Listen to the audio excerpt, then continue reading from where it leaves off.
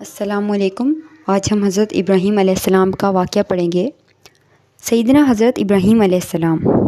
سیدنا حضرت ابراہیم علیہ السلام کے بارے میں قرآن مجید میں بہت تفصیل سے ارشاد فرمایا گیا ہے کہ آپ علیہ السلام نے اپنی قوم کو بت پرستی سمیت ہر قسم کی ایسی باتوں سے روک دیا جو اللہ تبارک و تعالیٰ کے احکام کے خلاف ہوں۔ حضرت ابراہیم علیہ السلام کے دور میں ان کے ملک شام میں نمرود کی بادشاہت تھی۔ وہ چاہتا تھا کہ لوگ اسی کو خدا سمجھیں اور اس کی پوجا کریں۔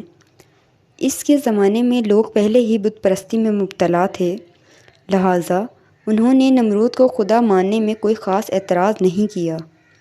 حضرت ابراہیم علیہ السلام نے نمرود کی سخت مخالفت کی۔ اسی زمانے میں حضرت ابراہیم علیہ السلام کو پیغمبری عطا فرمائی گئی تھی۔ حضرت ابراہیم علیہ السلام توحید پر مکمل ایمان رکھنے والے تھے اور یہی چاہتے بھی تھے کہ لوگ بھی ہر قسم کی بت پرستی اور شرک چھوڑ کر صرف ایک اللہ واحد و احد کی بندگی بجا لائیں۔ پھر جیسا کہ تقریباً ہر پیغمبر علیہ السلام کے ساتھ ہوا ہے، نمرود نے آپ علیہ السلام کی سخت مخالفت شروع کر دی۔ حضرت ابراہیم علیہ السلام اپنے باپ تک سے بھی یہی فرماتے کہ تم لوگ جن بتوں کی پوجا کرتے ہو انہوں نے آج تک تمہارے لیے کیا کیا ہے؟ حضرت ابراہیم علیہ السلام کا باپ بھی لاجواب ہو کر چیخنے چلانے لگتا کہ میرے بتوں کے خلاف باتیں بند کرو۔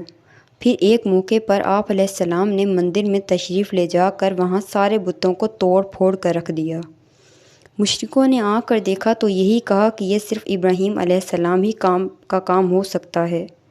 حضرت ابراہیم علیہ السلام کو طلب کیا گیا تو آپ علیہ السلام نے فرمایا، کیا یہ جہالت کی انتہا نہیں کہ جس حقیقی خالق و مالک نے تم سب کو پیدا فرمایا ہے، تم لوگ اس اللہ ہی کو چھوڑ کر ایسے بتوں کی پوجا کر رہے ہو جو خود اپنی حفاظت نہیں کر سکتے؟ آپ علیہ السلام کے ان ارشادات کا ان مشرکوں کے پاس بھلا کیا جواب تھا؟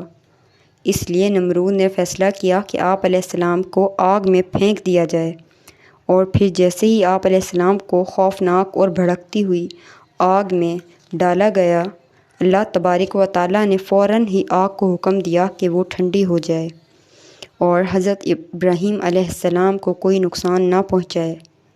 اس نے حضرت ابراہیم علیہ السلام کو اس طرح بچا لیا جیسے آپ علیہ السلام اس خوفناک آگ سے نہیں، کسی باغ سے ٹہلتے ہوئے واپس تشریف لا رہے ہیں، اور اللہ تبارک و تعالیٰ نے حضرت ابراہیم علیہ السلام ہی کے ذریعے پیغمبران علیہ السلام کا وہ مقدس سلسلہ بھی شروع فرمایا جس کا اختتام حضرت نبی آخر الزماں صلی اللہ علیہ وآلہ وسلم پر ہوا۔